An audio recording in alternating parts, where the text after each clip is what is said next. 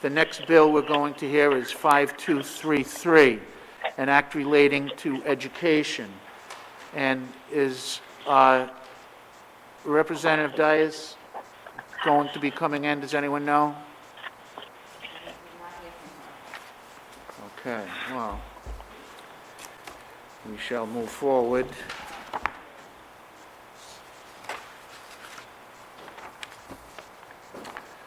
Okay, health and safety of pupils.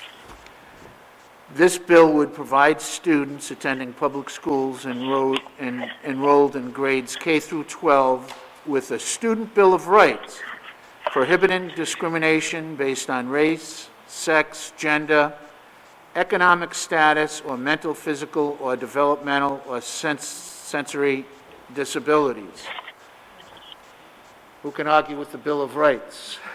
We'll see.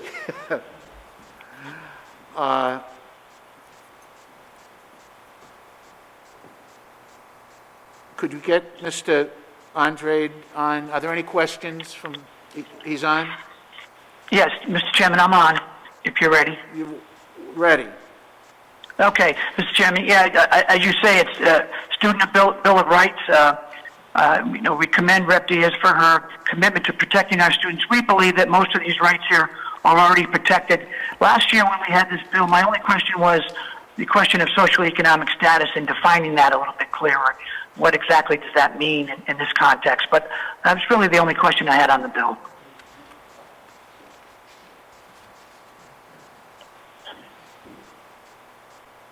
Question for Andy. Yes, Representative Phillips. Thank you. Andy, did you get an answer for that question? Because that was something that I was wondering, how do we define that? Honestly, no. No, Okay. I did not. I think that's something, if we're going to move forward with this bill, we need to at least have that clarified and defined to a way that everybody can understand. Thank you, Andy. Sure, I agree completely, Rep. Bill, maybe if something that was more holistic rather than socioeconomic, maybe, basic meeting of, basic needs, or, because we can't, I understand what she's trying to say, that children can't learn if their basic needs aren't met. I'm sorry. Yes, there are some federal metrics for things that we can include in there that'll Yeah. be. Representative Barrows? Yes, Mr. Chairman. I guess, Andy, Yes, sir. maybe I didn't quite hear what you said in terms of what is it that you were actually waiting for, what type of answer were you looking for? Chairman, I can't hear Rep. Barrows. Representative Barrows said what specific information. I think Representative Barrows, it was the term Right, socioeconomic status. social economic status. And yeah. So, Mr. Chairman, I guess my question would be, is that Andy is looking for a definition of what social economic status is? He's either looking for a definition or a In different, this context, yes, in this, for the bill. a different term. I think I mean, is the it, intent is that children will have their basic needs met, and that, maybe if there is environmental stress, it's reduced in school. I think socioeconomic status, I don't. Representative Kislak? Hi, yes, thank you. I read it as just meaning whether a child's family has resources or not, and that's how I have heard Okay. socioeconomic status read and understood. So okay. that there should be no discrimination based upon economic status. Right, Maybe if we specifically said that, discrimination based on socioeconomic status, because that's, I think, what Mr. Representative Chairman, Barrows? Mr. Chairman, so maybe I'm a little lost here, but are we saying that currently social and economic status is an issue in the system itself? I think what she's saying is it should not be, no student should be discriminated against based on their socioeconomic status. But just saying socioeconomic status without be discriminated against due to, I think, Now, is there a case to be made for that, is what I'm saying? She's putting in this bill based on what, is there a number, is there a study, what is there that we actually, I think she's just saying, Representative Geraldo? Mr. Chairman? Yeah, 1 minute. There we go. Thank you, Mr. Chairman. Yep.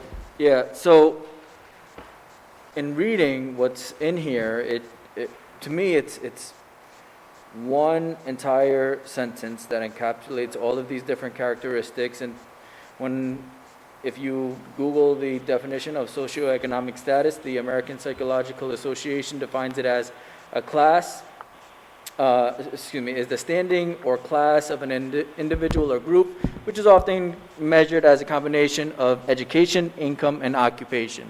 And so to me, reading it over, it just pretty plainly states that one cannot be discriminated, a student, a pupil attending a public school, shall not be discriminated against because of any one of those things. Right, and you're right, at the beginning of that sentence on line 5, it does say, shall be discriminated against based on, and socioeconomic status is one of those. So Andy, I think it's clear, but Representative Byer, please proceed. Yes.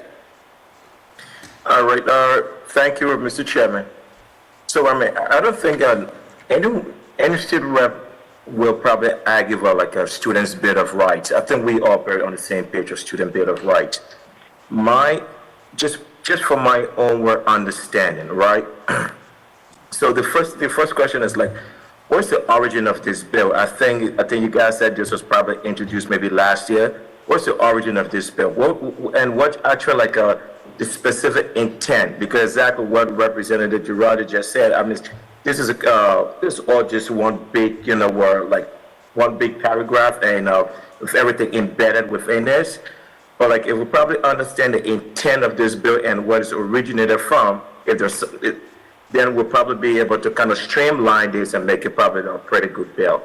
Which is like I don't think either one of us have argued like student bill of rights, but just for us to have a greater understanding of the intent. The intent, yeah. And where, and what was the origin, where it came from before. Then when we have that bigger picture, then we can probably, go forward with this bill. And I agree, the student bill of rights, that should be a top priority, but we have to really understand, get deeper into this before moving forward. Very good.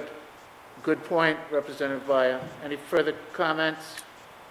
And I think we'll ask, there may have been something very specific, Representative, I don't know, and Representative Diaz isn't here, and it may just be that she wants to codify these basic rights of a student in one paragraph, so it'll be very concise and people will understand it. But I can't speak for Representative Diaz. Are there any further comments or questions? And that may be it. Next, we have Suzanne Arena.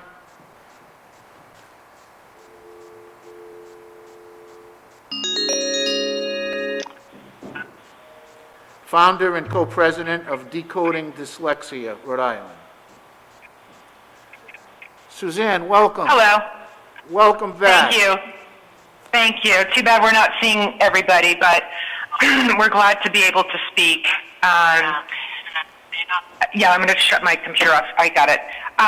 So we're speaking as to the one bill that is H5314. And that bill, while we appreciate the intent of the bill, we do feel that, I'm sorry. Yeah, we're on the wrong bill. Echoing. Suzanne, this is Bill There we go. 5233. Oh, 5233, I'm sorry. We support that bill. We feel that all students, especially students with disabilities, need to have, I didn't need to speak on this, I just put I'm only speaking on the 5314. But we're in support of this bill completely. Okay, very good. Thank you. Are Thank there- you. Are there any further questions? Thank you very much. That concludes the hearing on 5233.